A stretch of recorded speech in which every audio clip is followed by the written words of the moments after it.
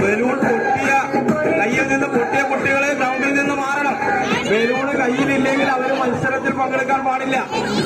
Balloon കയ്യിൽ നിന്ന് പൊട്ടിയ കുട്ടികൾ മാറി നിൽക്കണം. അവർ മത്സരത്തിൽ നിൽക്കാൻ പാടില്ല.